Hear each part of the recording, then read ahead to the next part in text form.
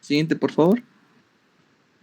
Entonces, iniciando con el trabajo de parto como una introducción, tenemos con una pequeña definición y el parto es las últimas horas de embarazo humano que se caracteriza por contracciones uterinas fuertes y dolorosas que favorecen la dilatación cervical y que hacen que el feto descienda a través del canal de parto.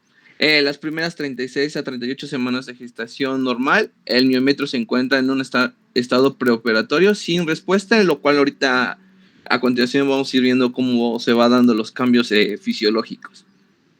Y después empieza con un cambio en el cuello uterino y también reconocido como remodelación. Todavía no se ha, ¿cómo se llama? De hecho, hay 3 teorías que se dicen que cómo inicia el parto, pero no todas son definitivas. Aquí las puse enumeradas, que sería del 1 al 3, que sería la pérdida funcional de los factores de mantenimiento del embarazo. El número 2, que sería el síntesis de los factores que inducen el parto. Y el número 3, el feto es una fuente de señal inicial para iniciar el parto. Siguiente, por favor. Bueno, empezando con el útero, pues principalmente dándonos cuenta del tipo de músculo que tenemos, dice que tenemos fibras musculares lisas rodeadas por el tejido conjuntivo, principalmente en el miometrio. En la literatura nos hace una comparación con el cardíaco, que el miometrio pues anda como cambiando frecuentemente y por eso nos da como ciertos beneficios a la hora de tener el producto dentro de esta cavidad. Por ejemplo, en la pared del corazón, pues hablando principalmente del miocardio, pues no tiene esas propiedades, sino que llegan esas propiedades normalmente ya sea patológicos o fisiológicos. Por ejemplo, una persona que hace ejercicio, pues obviamente va a llegar a crecer un poquito más el miocardio, pero el miometrio no. El miometrio en sí, por ciertos estímulos, pues puede crecer muy rápido. Siguiente, por favor. También nos habla de su estructura histológica. Nos dicen que hay un acortamiento de células musculares lisas. Normalmente estas se encuentran en múltiples direcciones, como podrán ver en este corte histológico a 100X, y pues tiene diferentes direcciones. No es como que vaya a un mismo trayecto como el músculo esquelético. Y también tiene el miometrio, los filamentos gruesos y delgados, que se encuentran en haces largos y aleatorios. La importancia de esto, bueno, de estas características histológicas, pues ese es el que se puede dar el crecimiento uterino por el que que llega a conservar el producto. Siguiente, por favor.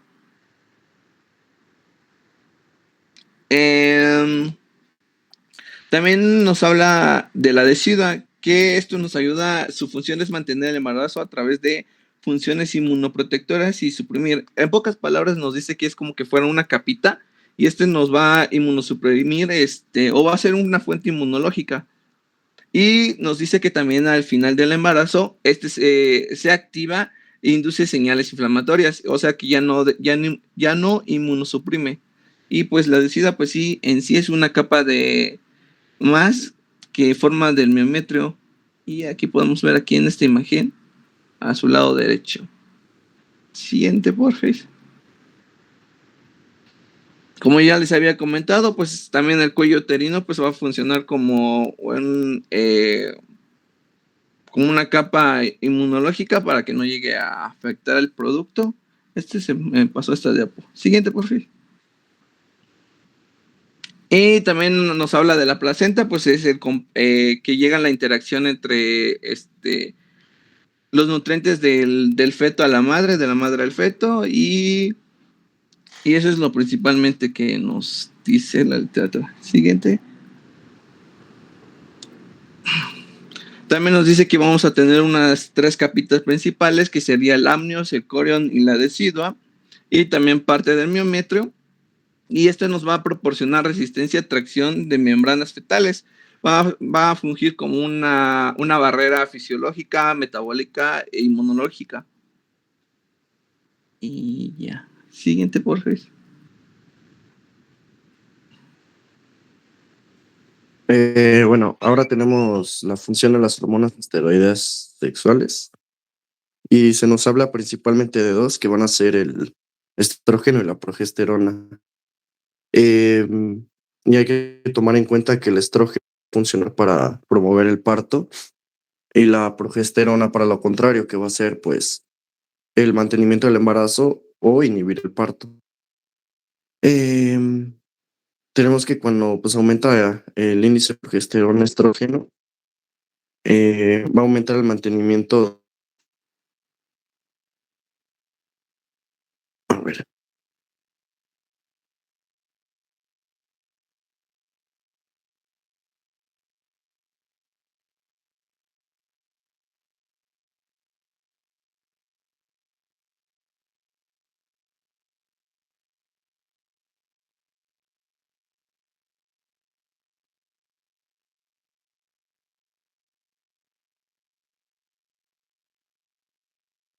ya, perdón, es que no, no veía la presentación. Pero ajá, cuando aumente el índice de progesterona estrógeno, va a haber un aumento del mantenimiento del embarazo y por lo tanto va a haber una disminución de la inducción del parto. De igual manera se habla de los antagonistas del receptor de progesterona, que van a ser la mifepristona y la onapristona. Em, Estos dos antagonistas van a promover los elementos de parto que van a ser la maduración del cérvix, va a haber una mayor distendibilidad cervicuterina y también un aumento de sensibilidad a las uterotoninas que van a ayudar a las contracciones del miometrio. De igual manera tenemos que el estrógeno va a aumentar la capacidad de respuesta a la progesterona y también va a ayudar a mediar la activación uterina y la maduración del cérvix. La siguiente, por favor. Bueno, aquí rápidamente puse los tipos de receptores de estas hormonas y pues también sus nombres. La siguiente, por favor.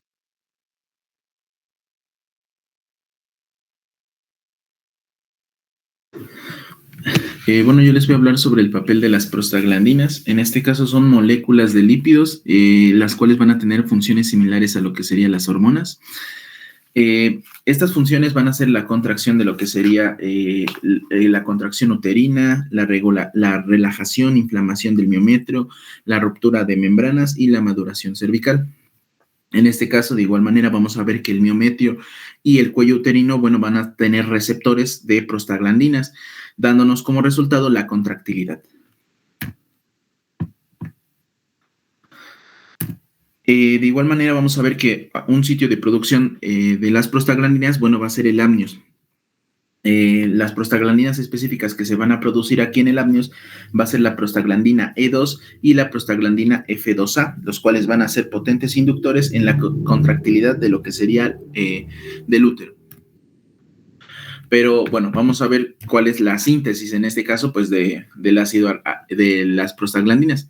En este caso, bueno, pues un precursor es el ácido araquidónico, el cual, bueno, va a ser liberado gracias a la fosfolipasa A2. Vamos a tener lo que sería la prostaglandina G2, la cual, bueno, va a estar inestable.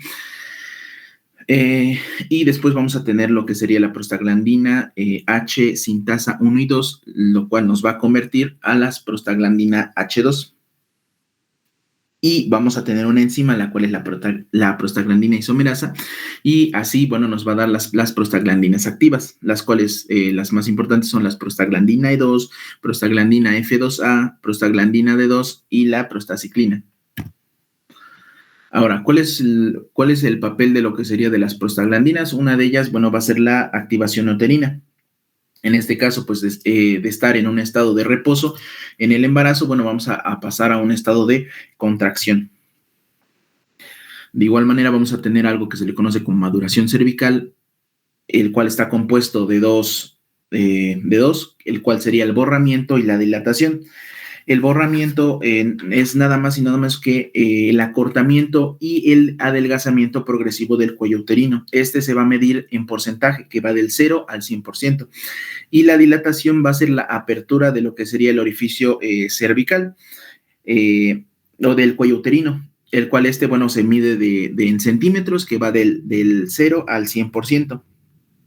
Y bueno, aquí cómo van a entrar lo que serían las prostaglandinas. En este caso, el cervix va a estar compuesto de colágeno y otros componentes, lo que le va a dar firmeza a similar a un cartílago. En este caso, las metaloproteinasas van a degradar esas fibras de colágeno del cervix, pues dándonos el borramiento. Pero la síntesis de las metaloproteinasas van a ser las prostaglandina 2. Es así, bueno, ese es su papel de las prostaglandinas, producir metaloproteinasas para, en este caso, pues degradar el colágeno del cervix. Ahora vamos a entrar a las fases. Vamos a tener 4 fases y yo les voy a hablar de la fase 1, la cual es la inactividad uterina. Esta inactividad uterina se va a caracterizar por la tranquilidad o la relajación del músculo liso uterino. Esto vamos a lograr esta fase de inactividad gracias a algunos factores como el control de calcio, el cual en este caso, bueno, se van a disminuir lo que serían los niveles de calcio intracelulares. ¿Para qué? Para que las proteínas que causan en este caso la contracción, bueno, pues no puedan activarse y se reduzca así lo que sería las contracciones gracias al control del calcio. Otro es la respuesta del estrés, el cual dentro de lo que sería el retículo endoplasmático, bueno, pues tenemos proteínas, estas no se pliegan bien y nos generan una respuesta de estrés, el cual, bueno, pues nos va a ayudar a mantener un estado de reposo. Y otro es la degradación de uterotonina, que en este caso, pues un ejemplo son la oxitocina y las prostaglandinas, los cuales estas, bueno, van a ser una sustancia las cuales van a inducir las contracciones del músculo liso y por ende, si se están degradando, pues esto nos quiere decir que pues, van a reducir estas contracciones.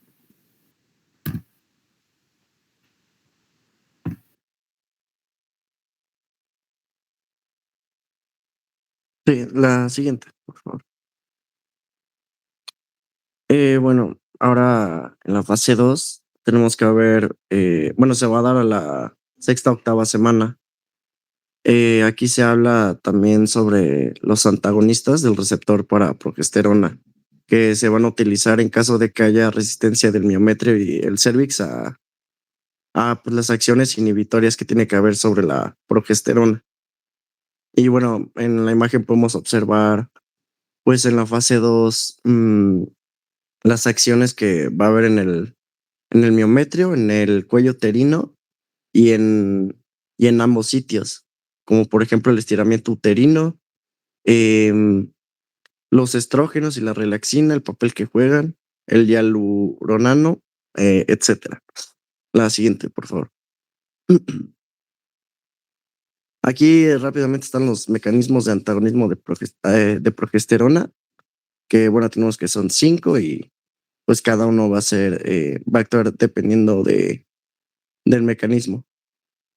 Por ejemplo, tenemos la expresión pues de las isoformas que hay del receptor de la progesterona. Va a sufrir algunos cambios y pues va a ayudar al antagonismo de la progesterona.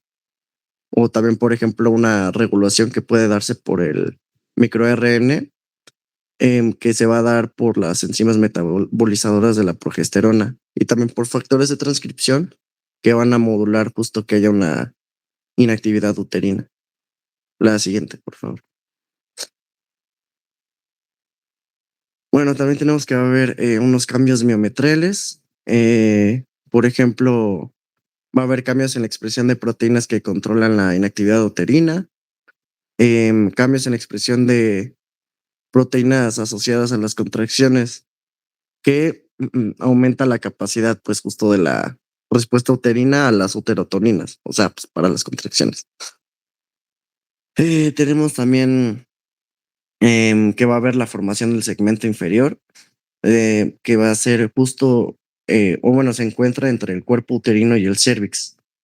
Va a haber una unión del canal cervical y el segmento inferior, que justo va a formar el conducto cérvico-segmentario.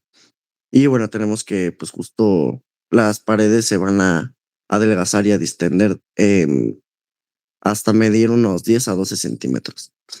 La siguiente, por favor. Mm, También tenemos que va a haber un borramiento del cervix, que es justo lo del adelgazamiento del espesor, y la dilatación, que es la ampliación del orificio cervical externo. Y justo esto para que pues, se pueda dar su apertura durante el parto. Y bueno, esto podemos medirlo mediante el tacto vaginal, que pues vamos a ver cuántos centímetros de dilatación tiene pues el orificio cervical. La siguiente, por favor. También tenemos que va a haber los receptores para la oxitocina, que las cantidades miometriales de receptor de oxitocina van a estar incrementados justo en esta fase. La progesterona nos va a ayudar justo a inhibir pues la expresión del receptor para oxitocina, y el estradiol va a hacer lo contrario, que va a ser inducir la expresión del receptor para oxitocina. La siguiente, por favor. En la maduración cervicouterina se va a dar en semanas o días antes del parto, y esto va a ser cuando hay unos glucosaminoglucanos aumentados, que va a dar la flexibilidad y la dilatación del cervix. Ahora también tenemos que el hialuronano va a ayudar a la viscoelasticidad, a la hidratación y a la desorganización de la matriz extracelular. La siguiente, por favor.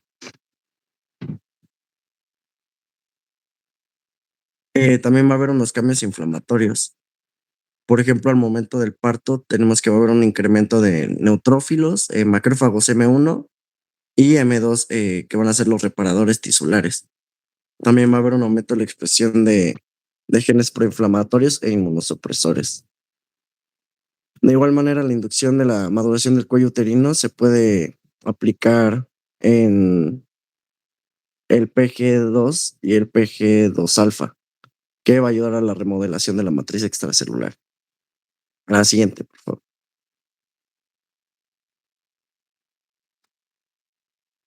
Ahora, las contribuciones fetales al parto va a ser que va a haber un estiramiento del útero, y esto nos va a ayudar a las proteínas asociadas a las contracciones. De igual manera, van a ayudar a la expresión de receptores de oxitocina.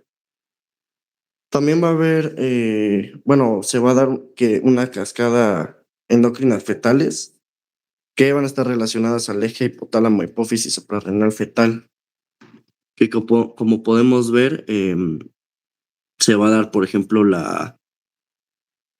el aumento de la CRH en las últimas 12 semanas de gestación.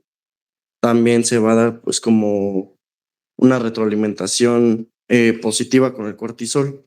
Lo que pasa aquí es que primero se expresa el cortisol, nos va a ayudar a que se también exprese la CRH, y como les dije va a haber pues justo como una retroalimentación positiva, porque al expresarse más CRH también va a ayudar a que se exprese el cortisol, y así se forma pues justo un ciclo.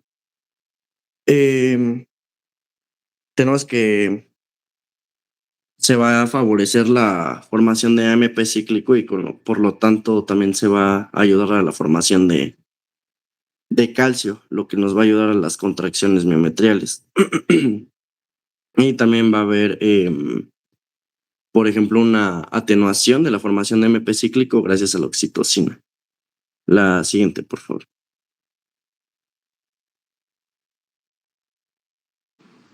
Bien, ahora en sí vamos a empezar con el trabajo de parto activo. Principalmente la fase 3, pues es la fase del trabajo de parto activo. Este también se va a dividir en 3. Aquí, por ejemplo, en el esquema, en la fotografía de la izquierda de sus computadoras, pues se divide en 3, que sería contracciones y dilatación cervical. La segunda sería el descenso y el parto fetal. Y la tercera, la expulsión de la placenta. Como podrán ver, aquí en los ejes Por ejemplo, aquí tenemos dilatación cervical en centímetros, que va del 0 a 10 centímetros, y el tiempo que va de 0 a 16 horas.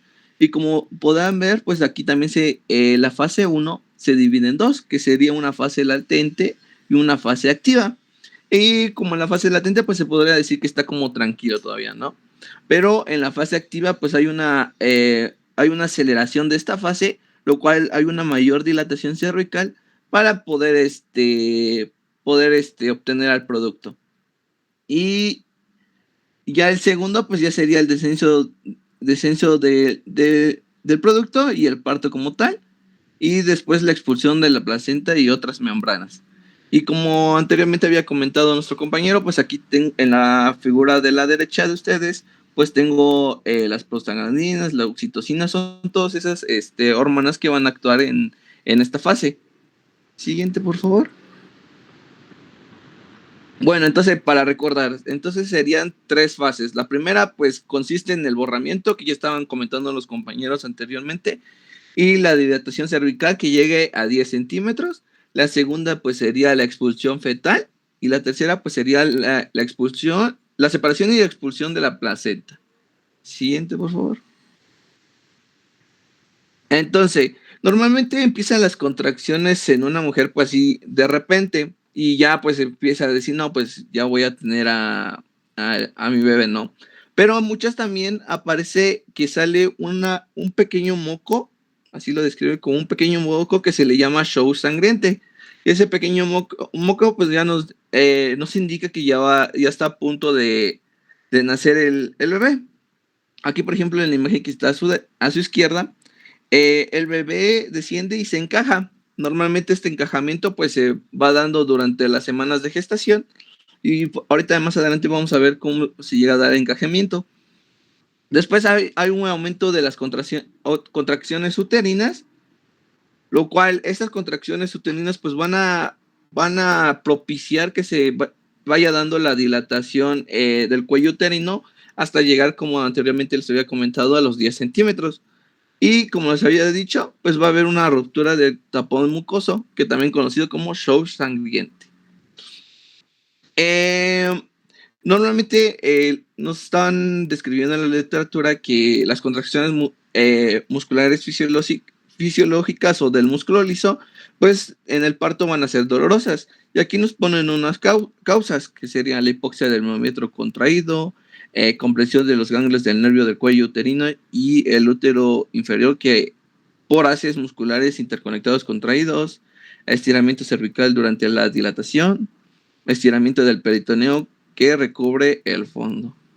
Siguiente, por favor. Entonces, el intervalo de contracciones se estrecha de manera gradual de 10 minutos a un inicio de la primera etapa a 1 minuto a menos en la segunda etapa. O sea que va a haber menos contracciones en la primera etapa que estamos viendo ahorita y en la segunda pues va a haber un aumento de contracciones. Aquí nos comentan que la fase activa de trabajo de parto dura, cada contracción oscila entre de 30 a 90 segundos y promedia normalmente 1 minuto.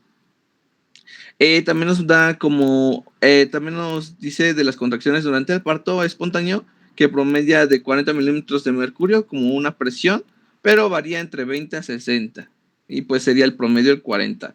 Y también la relajación es importante en esto porque podría generar hipoxia a nuestro producto que se podría dar. Se pueden dar cuenta aquí en el extremo izquierdo de su pantalla. Siguiente, por favor. Entonces, en la primera etapa, a ver, permítame un momento.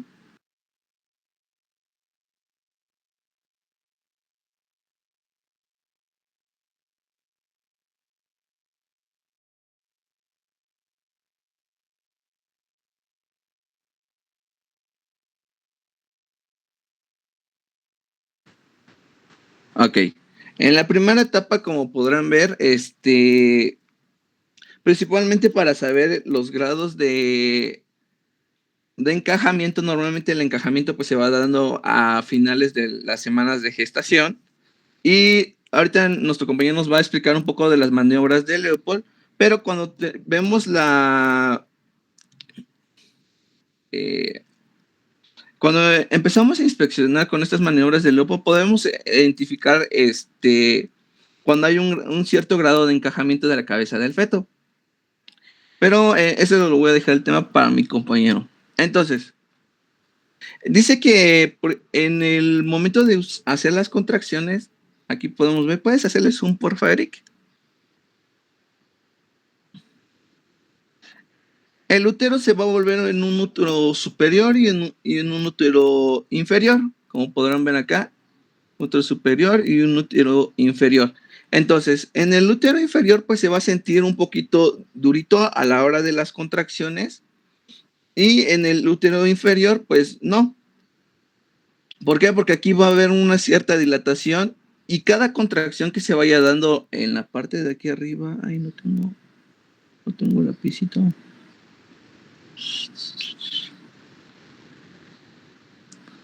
A ver, puedes darle la siguiente diapositiva a ver si se ve ahí, ¿eh? No. Sí. Bueno, como les había comentado, cuando aquí tenemos, por ejemplo, a ver, permítame un rato.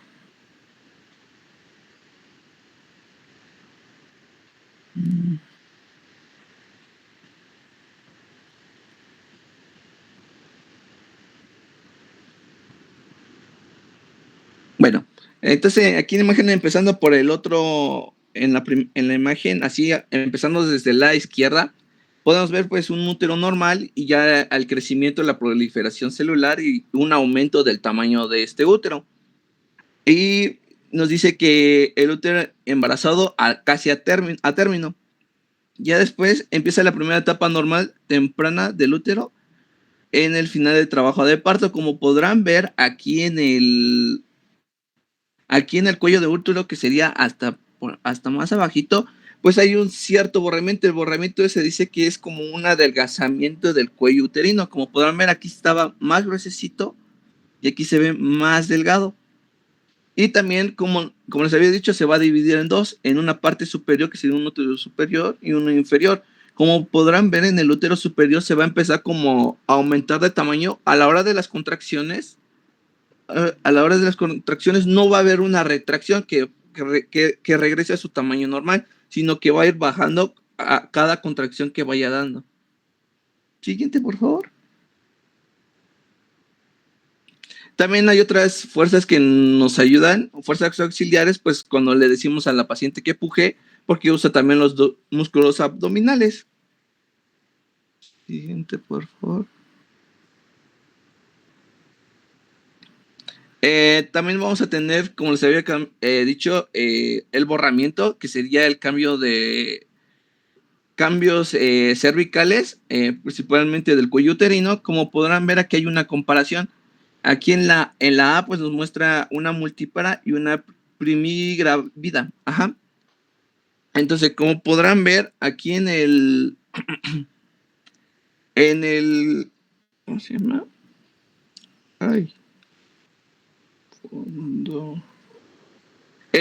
Cuando empieza el borramiento como tal del cuello uterino, pues en sí el tamaño del cuello uterino, pues aquí en una multípara, pues se ve menos, y en una primigravida, pues se ve un poquito más.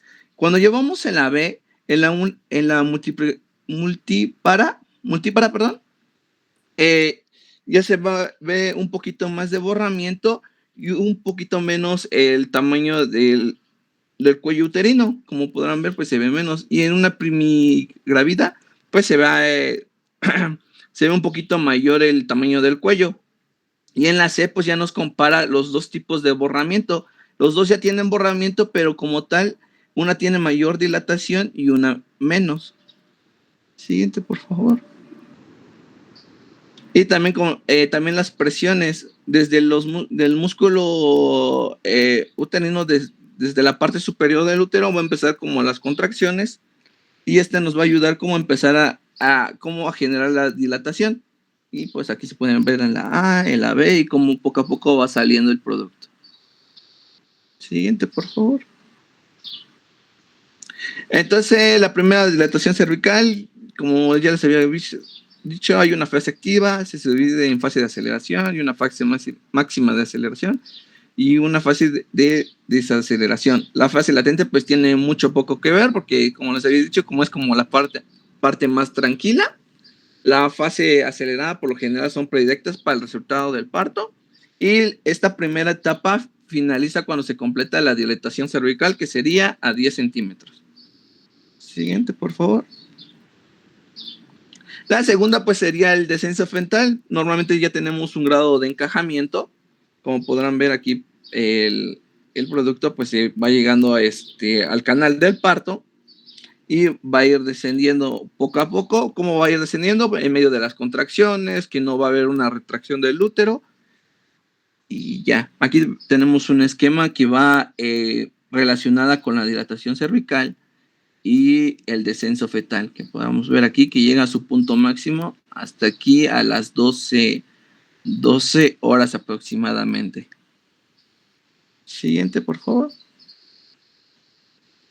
También hay que recordar que a la hora del descenso, pues vamos a tener como un empuje, que sería el cambio cambio del piso pélvico. Principalmente va a haber un cambio en el músculo elevador del ano, que esto se va a llegar a hipertrofiar a la hora del embarazo para poder retener pues el peso que va a generar el útero. También tenemos el músculo perineal transverso profundo, que también va a recubrir.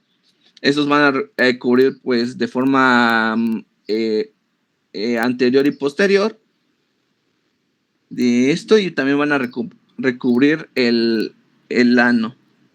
Siguiente, por favor. Y la tercera pues sería la expulsión. Expulsión de la placenta y las membranas. Ya esto pues ya tenemos el producto afuera. Más adelante vamos a ver cómo se va dando la salida del producto. Pero en sí, ya en la tercera etapa, pues ya tenemos fuera el producto y ya está el cordón umbilical al exterior, ¿no? Entonces, aquí podemos ver la A, que nos muestra que cómo poco a poco se va desprendiendo la placenta. Y en esa parte roja que se ve, pues nos está mostrando el hematoma que se está formando. Que ese hematoma, pues no, en sí no debería ser patológico y no debería desangrar mucho. Pero sabiendo cómo extraer la placenta, pues bueno, como nos habían explicado en unas rotaciones, pues es como empezar a masajear y ya posteriormente va a ir bajando poco a poco, no es necesario estar jalando, ¿no? Y la B, pues ahí se va viendo cómo se va contrayendo, cómo se va, retrayendo, perdón, el útero hasta llegar al nivel del ombligo. Porque ya va saliendo la placenta. Como les había comentado, el útero no regresa al tamaño que tenía, sino que va regresando poco a poco a su tamaño, pues relativamente normal, ¿no? Y hasta llegar al ombligo, y podríamos decir que ya no está ocupando no está ocupando el espacio abdominal. ¿Ok? Siguiente, por favor. Y aquí nos mostró en la literatura los cambios histológicos del amnios, el corio, la decidovena y el miómetro, y nos va mostrando cómo se va restableciendo a nivel posparto. Siguiente. Y la expulsión de la placenta en la membrana, pues nos marca que hay dos tipos de cómo se va dando la expulsión. La de Schutze, no sé si estoy pronunciando bien, y la de Duncan. Aquí les puse una como tabla comparativa que nos da un 80% de los casos. Inicia su desprendimiento en el centro de su zona de inserción. La placenta es expulsada al exterior por su cara fetal. Después de la salida aparece el sangrado, hematoma retroplacentario, y a comparación del Duncan, que aparece en 20% de los casos, pues inicia su desprendimiento en el borde de la placenta y la paciente es expulsada al exterior, presentado en la cara materna y sangrando previo a la expulsión. Pues esto sería ya más en la clínica, ¿no? Siguiente, por favor.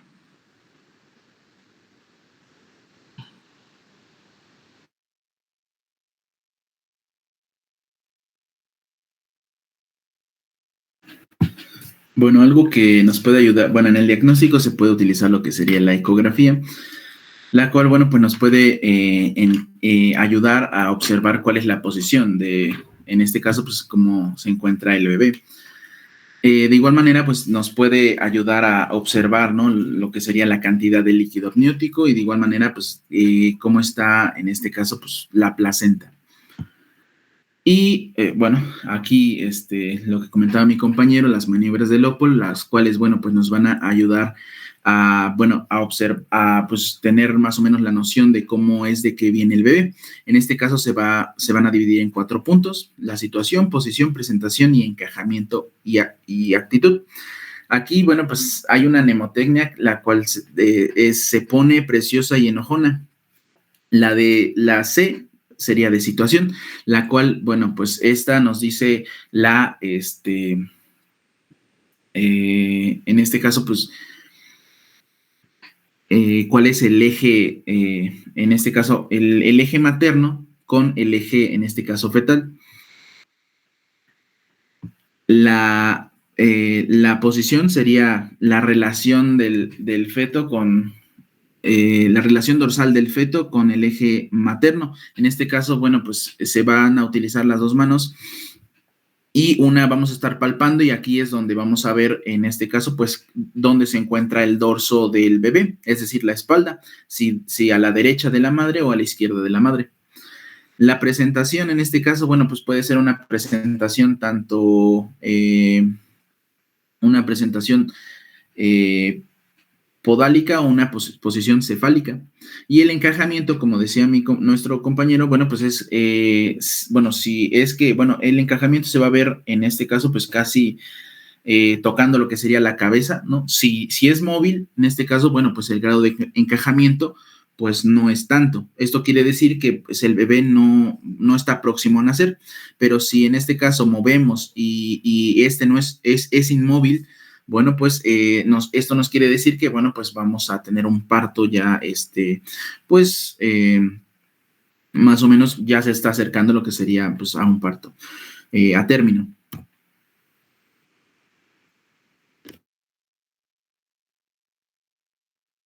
Sí, bueno, ahora yo les voy a hablar de las uterotoninas en la fase 3 del parto. La siguiente, por favor. Para empezar, tenemos la oxitocina. Em, Tenemos que su síntesis va a ser en las neuronas magnocelulares, que son las que observamos en el esquema de color verde. Esto va a ser en el núcleo paraventricular.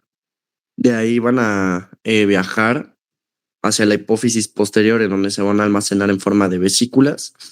Y ahí va a ser en forma de prehormona, si no me recuerdo se le llama así. Y su transformación a oxitocina va a ser ya durante su transporte. También puse algunas de las características, por ejemplo, que va a ayudar al aumento de receptores para oxitocina, a la liberación de prostaglandinas, también la síntesis de tejidos deciduales y extraembrionarios. De igual forma, por ejemplo, va a inducir contracciones, bueno, las contracciones que son firmes y persistentes, para evitar que haya una hemorragia en el puerperio. La siguiente, por favor.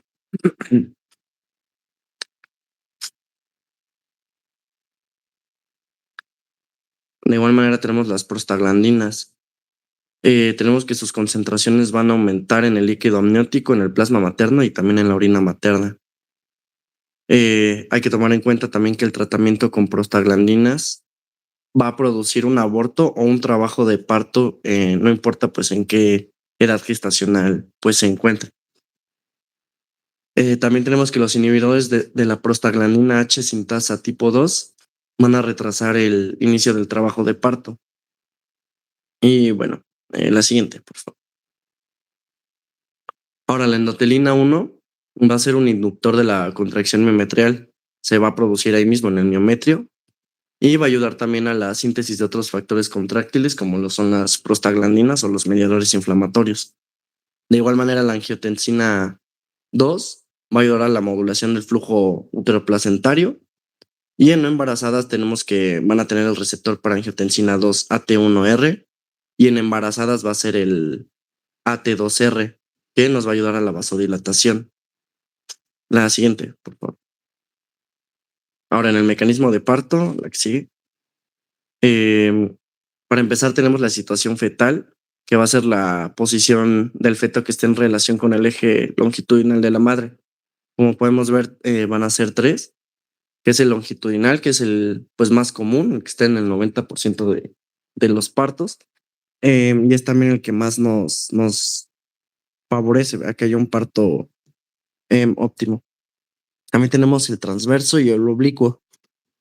El transverso leí que va a ser el que más veces necesite cesárea, y el oblicuo también leí que normalmente se puede acomodar a una situación longitudinal.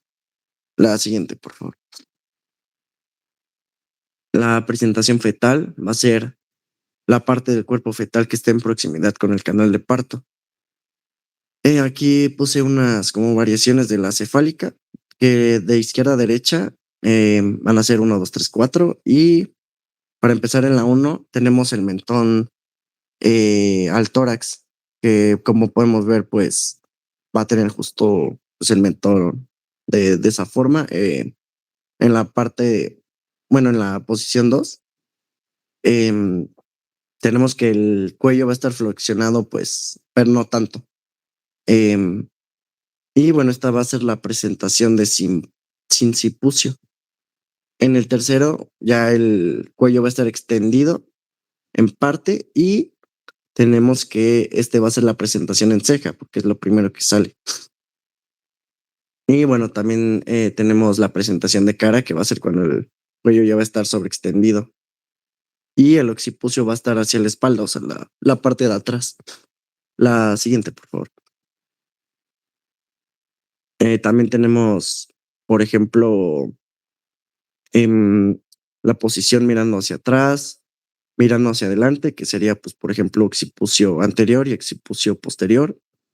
Tenemos también la presentación de hombro, de nalgas, y bueno, las que vimos que son de frente y de cara. La siguiente, por favor.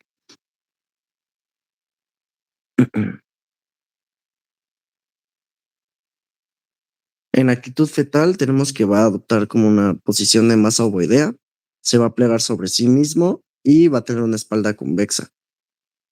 La cabeza va a estar muy flexionada, los muslos, como podemos ver, van a estar flexionados contra el abdomen. Las piernas van a estar flexionadas en la rodilla y también pues cruzadas. De igual manera, los brazos van a estar cruzados sobre el tórax y van a estar colocados pues de forma paralela. La siguiente, por favor. Y en la posición fetal va a ser pues la relación de una porción definida de la parte de la presentación fetal con el lado izquierdo o derecho del canal de parto. Tenemos que pueda haber anterior, transversal o posterior en referencia de la pelvis materna, y se van a tomar bueno, como referencia del feto el occipucio, la barbilla y el sacro.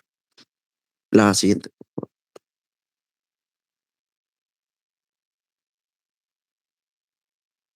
Vamos, entonces vamos ahora con la presentación occipito anterior, ¿ok? Siguiente, por favor. Y pues les voy a leer un poco cómo lo describen anatómicamente y ahorita les explico ya con imágenes.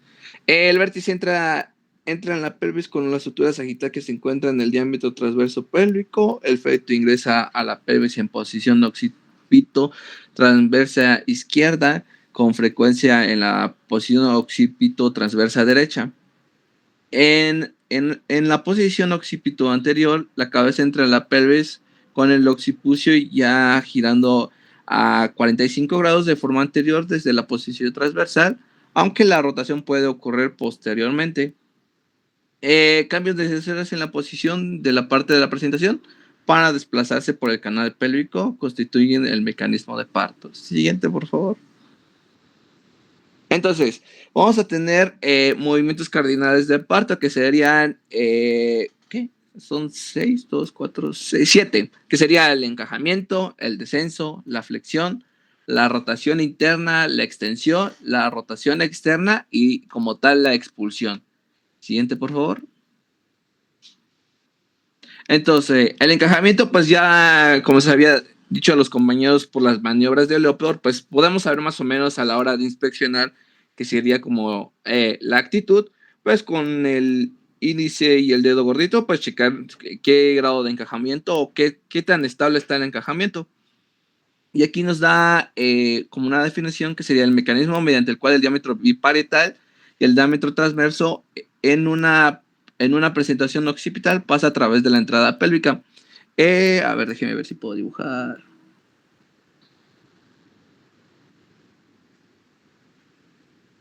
Ay, no puedo.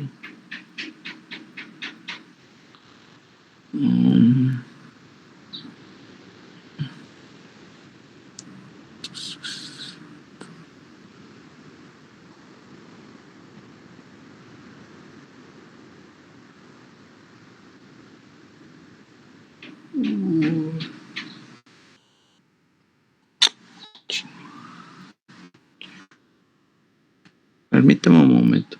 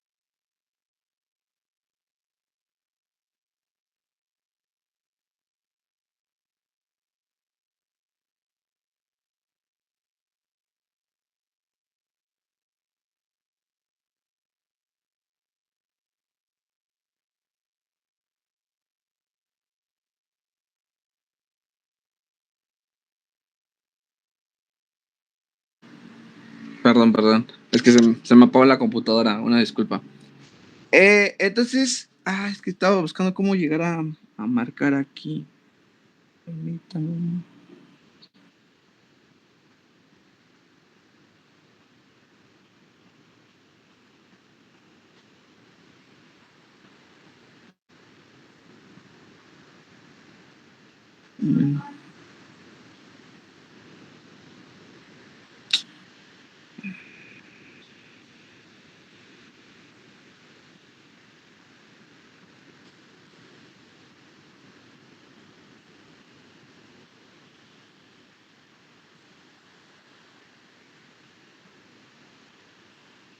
Eric, ¿me das chance? Bueno, nada más para poder marcar algo.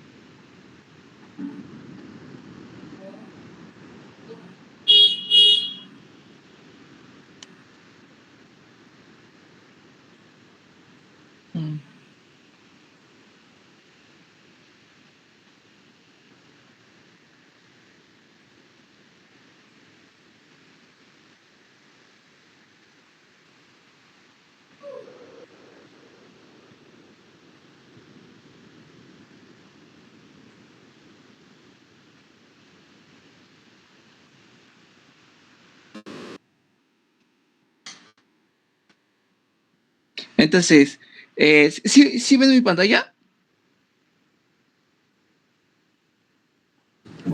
Sí se ve. Ok, Sí se ve. gracias. Bueno, entonces cuando hablamos del grado de encajamiento, como ya había dicho, como aquí en la definición de aquí arriba, pues es el diámetro biparietal. Como podemos ver, aquí sería la fontanela anterior y la fontanela posterior.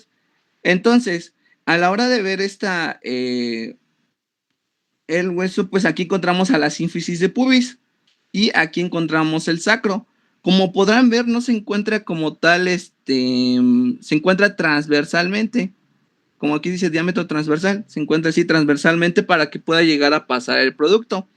Y aquí podemos ver en el número 2, pues que hay un grado de encajamiento y un descenso y una ligera flexión. Como podemos ver, pues apenas se está llegando a mover. Acuérdense que aquí es la sínfisis de pubis y aquí sería el sacro.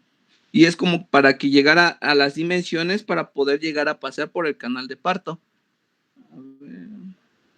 También tenemos el encajamiento por diferentes tipos. Sería el asinclitismo anterior, sinclitismo normal y asinclitismo posterior. Cuando están hablando de asinclitismo anterior, se dice que la sutura sagital se va yendo más hacia el promontorio sacro, que sería por acá. Por eso nos marca estos ejes. Que está el promontorio sacro, que se está yendo hacia el promontorio sacro, o sea, se está yendo hacia posterior. Y el sincretismo normal, pues sería que hay una longitud equidistante entre el promontorio del sacro y la cabeza fetal con la sínfisis del pubis, que podremos encontrar aquí en esta imagen del medio. Y el asinclitismo posterior, pues sería la sutura sagital que se está yendo hacia la sínfisis del pubis, y a la hora de nosotros inspeccionar o llegar a palpar, pues podemos a veces llegar a tocar la orejita.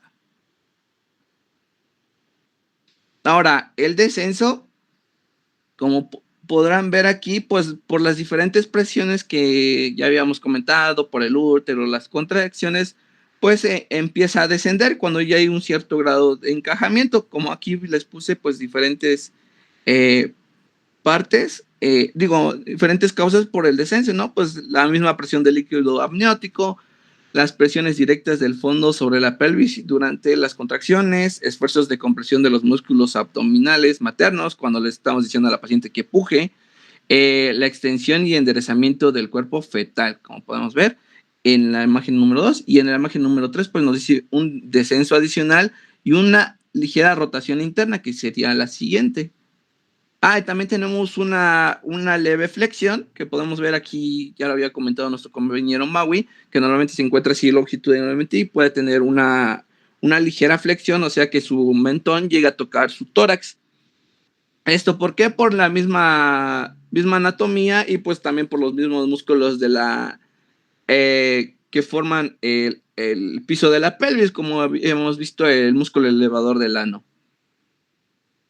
Y la rotación interna, pues, es el movimiento que hace el occipucio se aleje de manera gradual del eje transversal.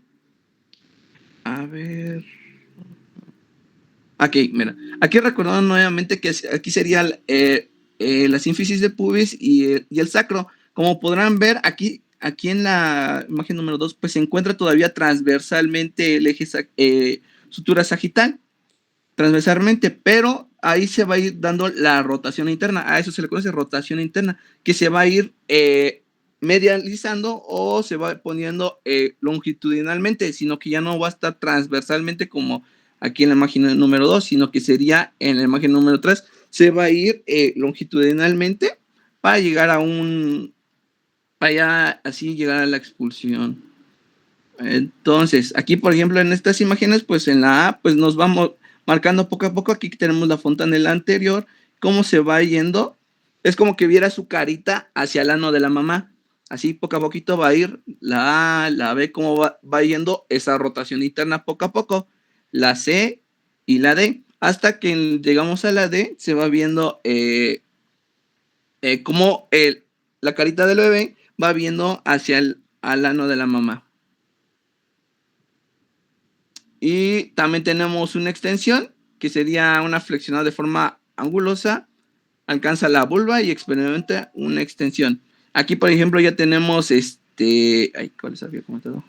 La rotación interna en su máximo esplendor, recordando nuevamente, sífilis pubis sacro, y aquí estamos, la fontanela anterior del bebé, y obviamente aquí estaría viendo como el ano de la mamá, ¿no?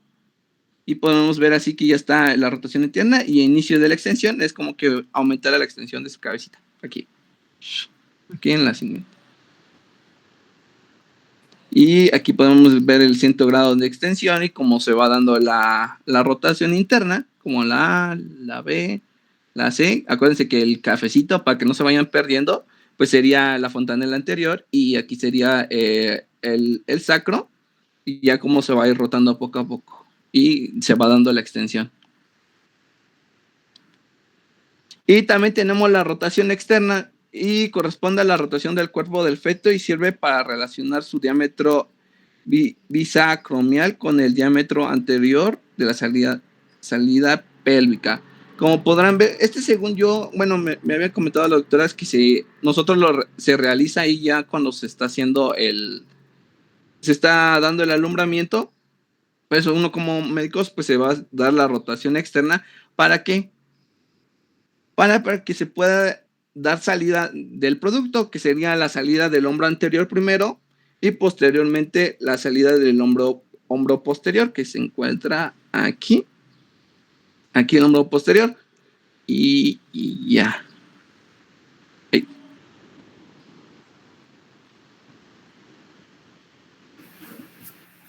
Sigue presentando, Chispas.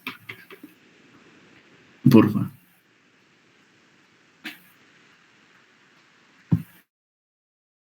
Voy, permíteme.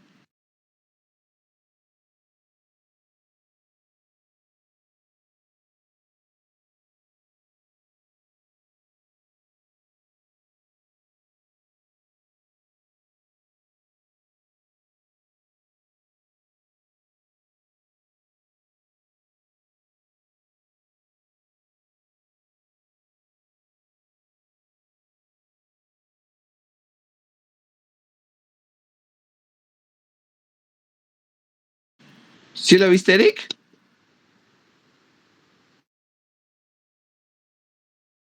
Sí se ve. Bueno, yo les voy a hablar sobre la posición occipito posterior, la cual, bueno, va a ser una posición anormal, la cual, bueno, pues el bebé va a mirar hacia lo que sería la sínfisis del pubis y el occipucio, bueno, va a mirar hacia lo que sería el sacro.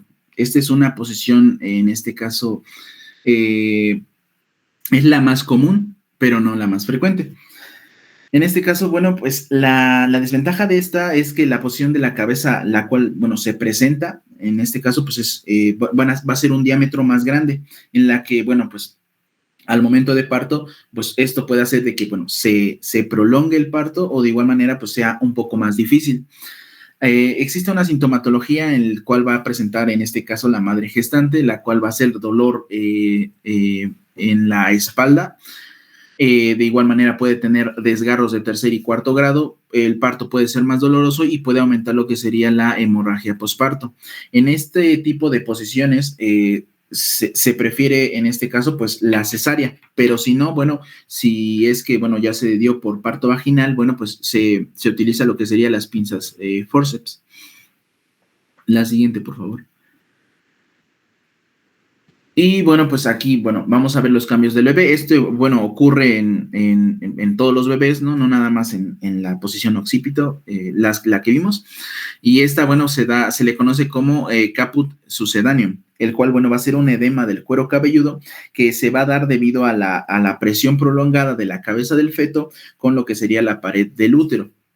Aquí les puse una diferencia en la cual, bueno, se parecen estos dos, la cual sería esta caput succedaneum, que pues va a ser un edema del cuero cabelludo y esto, bueno, va a ser fisiológicamente normal, desaparece después de algunos días, y un cefalohematoma, que en este caso en su interior va a tener o va a contener sangre. La siguiente. Y bueno, eso sería todo.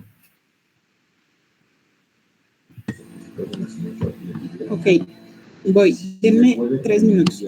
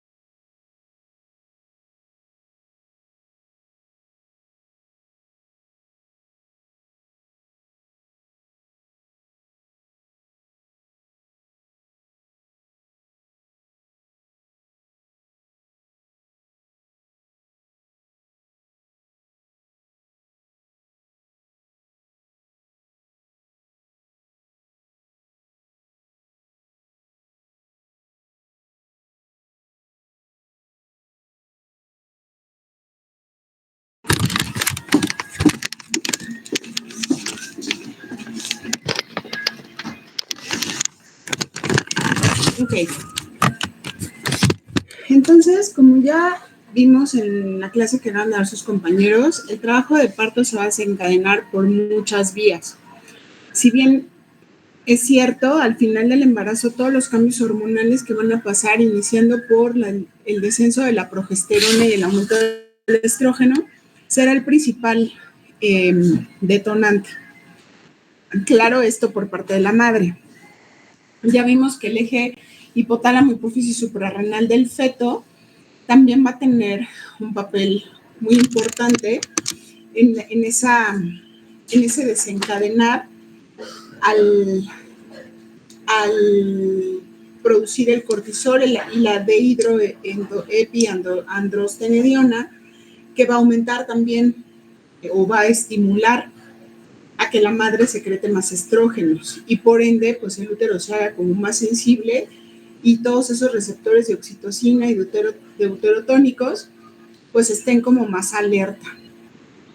De ahí, una vez que, bueno, ese es en parte del trabajo de parto ya de un embarazo de término.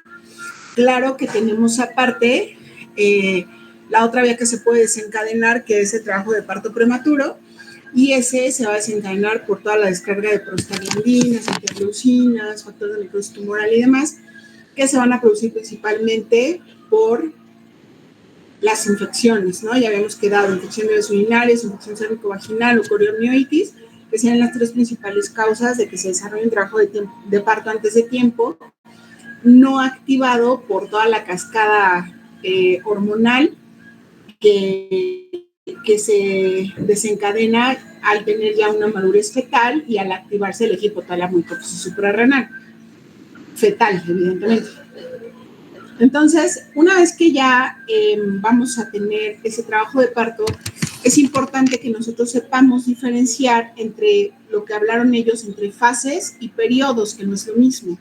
Antes solo hablábamos de 3 periodos del trabajo de parto y hoy se habla de los 3 periodos de trabajo de parto y a la par de las 4 fases del trabajo de parto, no es lo mismo. El primer periodo del trabajo de parto va a abarcar desde el inicio de las contracciones que sean una dilatación y un borramiento completos. Ese es el primer periodo, acuérdense, periodos 3, ¿sale? Si yo en el examen les pregunto periodos del trabajo de parto, pues va a ser estos de los que les voy a hablar ahorita. El primero, el primer periodo de trabajo de parto va desde el borramiento y la dilatación completas del cuello hasta perdónenme otra vez. Listo, perdón. Desde la generación de contracciones efectivas, es decir, con una adecuada intensidad, duración y frecuencia, que condicionen esas modificaciones cervicales, hasta la dilatación y el borramiento completo. Ese sería el primer periodo. El segundo periodo de trabajo de parto iría de la dilatación y borramiento cervical completos hasta la expulsión del producto. Y la tercera sería de la expulsión del producto al alumbramiento. ¿De acuerdo? Esos serían los 3 periodos de trabajo de parto. Y por otra parte, ahora se han descrito 4 fases. Una fase 1, que es un miometrio inactivo, un miometrio en reposo, un miometrio no estimulado. Una fase 2, donde ya empieza esa activación derivada ya sea de la cascada de prostaglandinas interleucinas derivadas de una infección, o bien por el eje hipotálamo hipófisis suprarrenal y el descenso de la progesterona, el aumento de los estrógenos, del estradiol, derivado de pues, esa madurez ya de ese eje hipotálamo hipófisis suprarrenal fetal. La fase 3, si ustedes se dan cuenta o se fijaron en la diapositiva, la fase 3 abarca todos esos 3 periodos. Abarca desde la estimulación del miometrio hasta el inicio de las contracciones efectivas, la dilatación y el borramiento cervical, la expulsión y el alumbramiento. Entonces, esa fase 3 equivale a los 3 periodos que antes ocupábamos para describir el trabajo de parto. Y la fase 4 ya abarca pues lo que viene siendo el puerperio y toda esa involución y esa regresión a la normalidad después del embarazo. ¿De acuerdo? Tanto las fases como los periodos vienen en el examen. ¿Cuál es la finalidad, como habíamos visto, de la contracción? Bueno, ya lo habíamos visto, el triple gradiente descendiente. La contracción se origina de los cuernos, de ahí va hacia abajo a lo largo de todo el cuerpo y llega a esa parte donde se une el cuerpo con el cérvix, que se llama segmento. La finalidad será adelgazar ese segmento para producir con mayor facilidad el borramiento o la dilatación del cérvix. Si eso no sucede, bueno, el segmento está ya adelgazado, esa parte del útero ya se adelgaza para yo poder tener un acceso mucho más sencillo con una interrupción vía abdominal.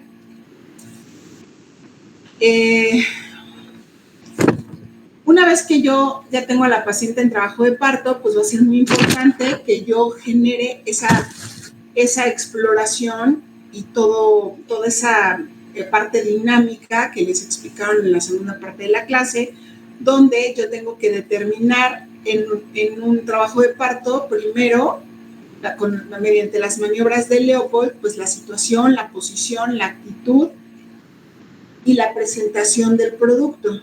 Todos estos 4 términos, situación, posición, presentación y actitud, es lo que se llama estática fetal y esas definiciones vienen en el examen, ¿de acuerdo?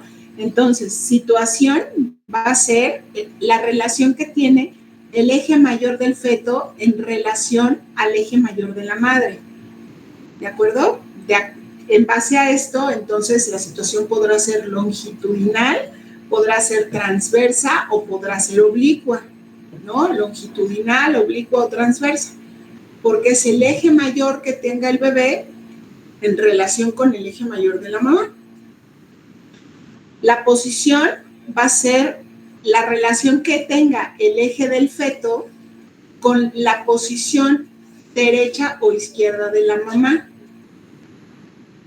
La presentación va a ser la parte fetal que se va a abocar al estrecho superior de la pelvis materna y será capaz de desencadenar el trabajo de parto.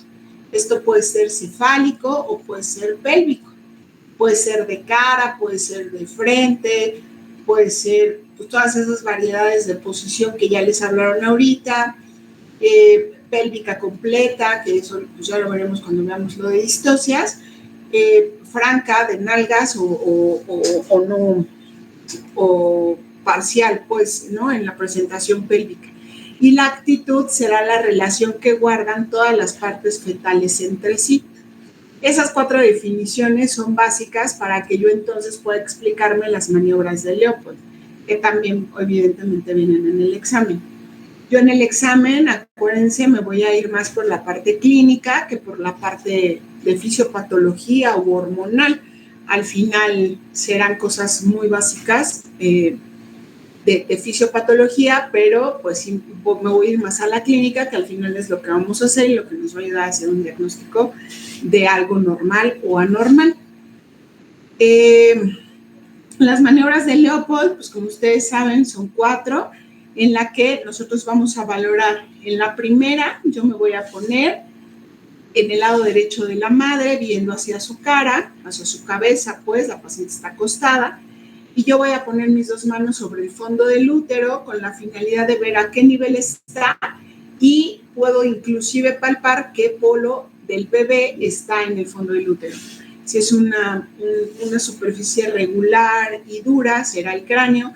Si es una superficie blandita, pues serán las nalgas. O si no tiene nada, porque está transverso o está oblicuo, bueno, pues entonces ahí ya me empiezo a dar cuenta que es un bebé que tiene una situación que no va a ser apta para desarrollar un trabajo de parto. La siguiente maniobra, estando en la misma posición, yo en el lado derecho de la madre, viendo hacia su cabeza, voy a ir bajando mis manos del fondo uterino hacia los lados con la finalidad de determinar la posición, es decir, de qué lado está el dorso del bebé con respecto al lado derecho o izquierdo de la mamá. Y entonces yo podré decir que entonces el bebé está en una situación longitudinal, dorso derecho o izquierdo, dorso del bebé en relación al lado derecho o izquierdo de la mamá. La tercera maniobra, voy a seguir bajando mis manos, pero ahora viendo hacia los pies de la paciente y voy a pelotear el polo que está en la parte inferior del abdomen. Igual voy a definir si es un polo duro, regular, será el cráneo, si no serán las nalgas, y me ayuda a saber si está inclusive encajado o no, aunque no es la función de la tercera maniobra de trabajo de parto.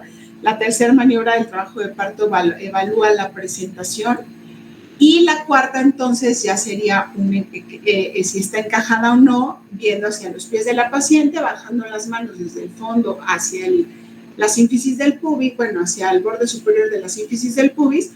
Si yo no topo con nada, pues entonces el bebé ya está encajado, ya no hay manera de que me choque yo con el occipucio o con las nalguitas del bebé.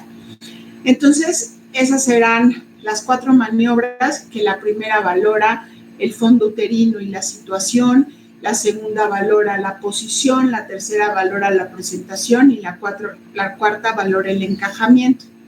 Y la estática fetal nos va a valorar situación, posición, presentación y actitud.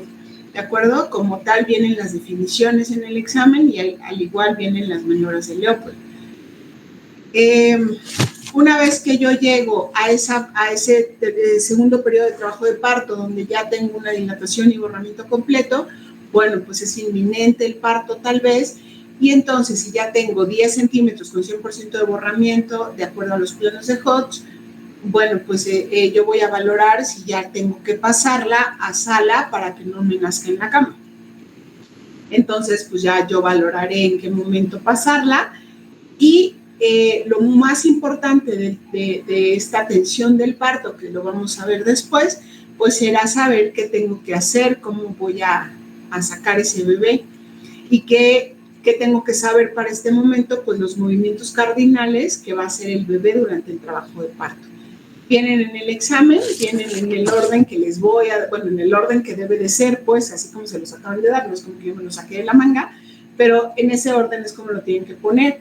Primero se encaja en el estrecho superior de la pelvis de la mamá, después presenta un descenso, el descenso ya lo mete al estrecho medio de la pelvis, ahí ya ofrece una resistencia la parte ósea materna y entonces lo forza a hacer una flexión para permitirle presentar un diámetro más chiquito que el biparietal, que sería el de aquí atrás, para poder encajarse en el estrecho medio de la pelvis y poder seguir con el descenso. Después se topa con las espinas ciáticas y entonces tiene que hacer una rotación interna de forma que el bebé bueno, el viernes se los explico mejor con el muñequito, pero bueno, el bebé tiene que encajarse de ladito, o sea, la cabeza está así. Él desciende y tiene que hacer una rotación interna de forma que quede viendo hacia abajo. Puede que dé la rotación hacia el otro lado y sea un occipito posterior, y bueno, eso también nos puede generar una distocia. Eso pues fácil porque pues está viendo para arriba, ¿no? Una vez que hace la rotación interna para que quede viendo hacia abajo, lo que yo voy a palpar van a ser las dos fontanelas, la anterior y la posterior. La anterior es un rombo, la posterior es un triángulo.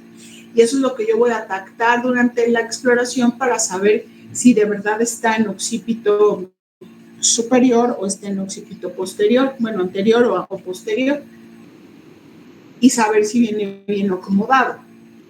Una vez que hace esa rotación interna, entonces ya está perineando. ¿Qué voy a ver yo cuando perinea? Pues la fontanela anterior. Y al momento de que ya él hace los movimientos solo, él una vez que ya está saliendo de la vagina, hace la extensión de nuevo. Sale forzando esa expulsión del polo cefálico.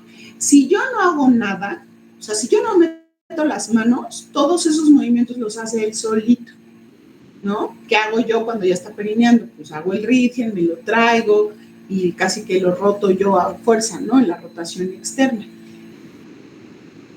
En los hospitales y cuando estamos nosotros atendiendo el parto, una vez que tenemos la extensión y sale la cabeza, nosotros lo forzamos a hacer la rotación externa.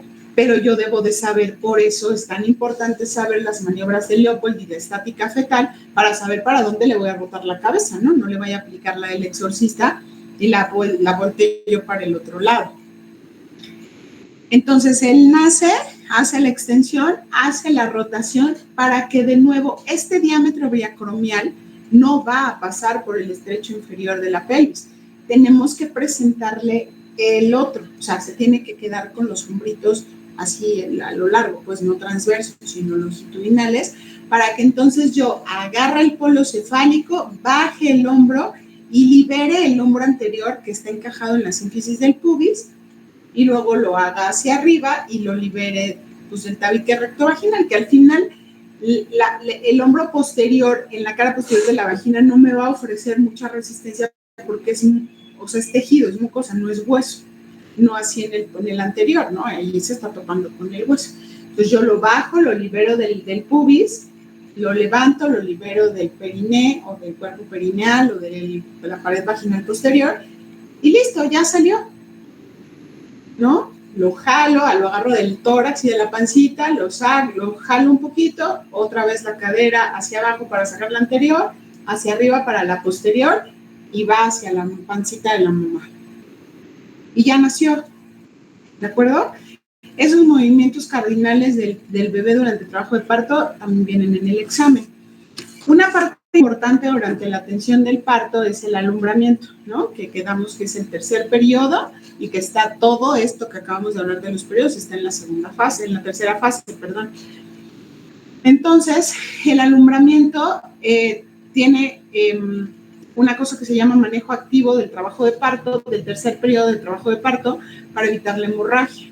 ¿En qué consiste? En que al momento en que yo hago la parte de bajar el hombro para poderlo desimpactar del pubis y llevarlo hacia arriba, yo bajo el hombrito y en ese momento en el que el hombro anterior nace, yo tengo que indicar 10 unidades de oxitocina intravenosa, si está canalizada, o intramuscular, si no lo está, para favorecer la contracción del útero y evitar una hemorragia. ¿De acuerdo? ¿Es importante hacerlo? Pues sí, se ha visto que eso reduce la atonía, favorece la contracción, pero tampoco es algo que se haga en todos lados, porque pues, estamos de acuerdo que si nació con la partera, pues la partera no le va a poner 10 unidades de oxitocina. Lo que va a hacer la partera es que va a pedirle que se dé masaje en la pancita y que estimule los pezones para que ella secrete solita esa oxitocina que le va a ayudar a contraer. Y también esa será una de las finalidades de iniciar la lactancia en la primera hora. Al tener esa parte de succión del pezón y de estimulación, pues ella tiene una secreción endógena de oxitocina que favorece esa involución del útero.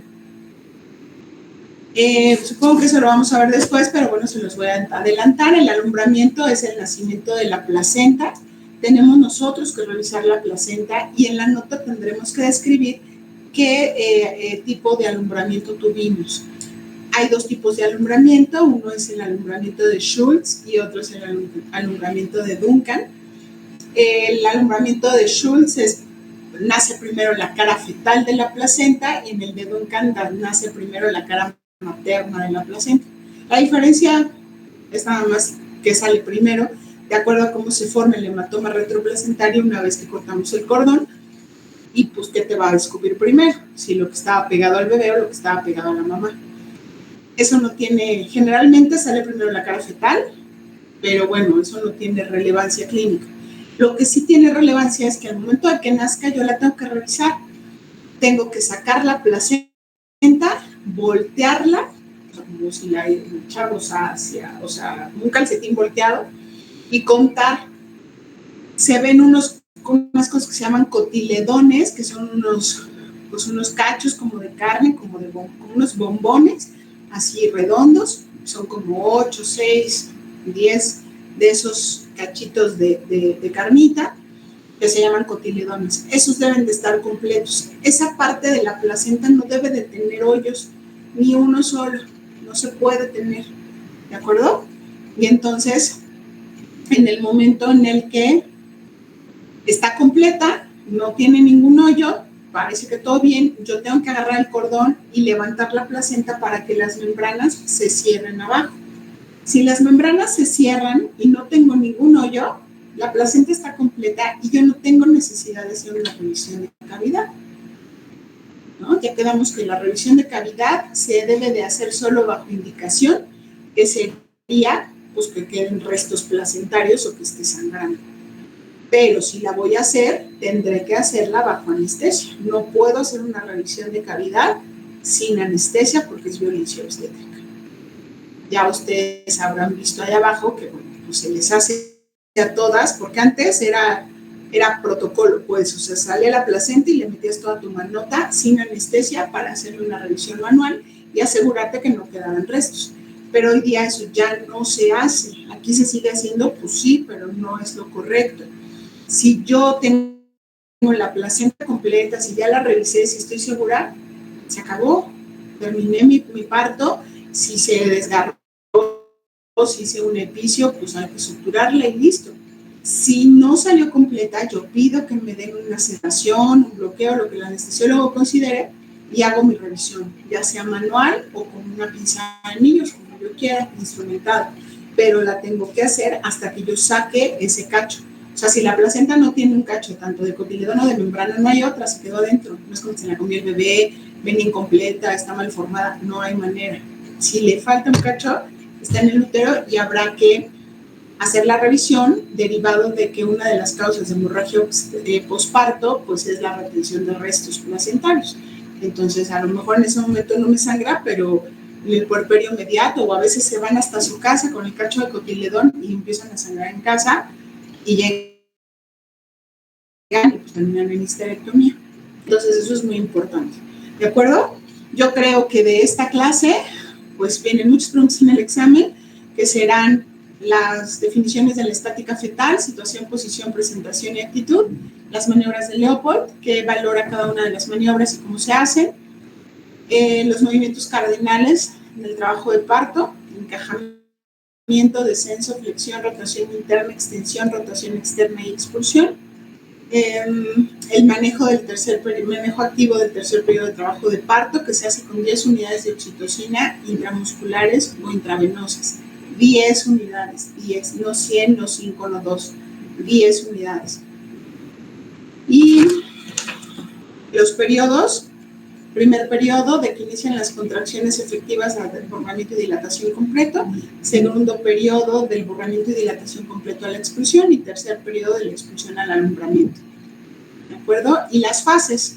La primera fase es un miometrio inactivo, la segunda es el inicio de la activación del miometrio, la fase 3, que involucra los 3 periodos que ya acabamos de ver, estimulación del miometrio, contracción, dilatación y borramiento completos, expulsión y alumbramiento, y ahí ya agregan una fase 4 que involucra todos los cambios que suceden en el puerperio con la involución, la regresión a la normalidad, ¿no?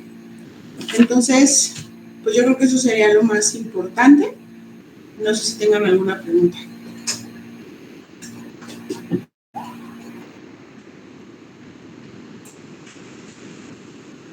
¿No? Todo bien, doctora, Bueno. muchas gracias.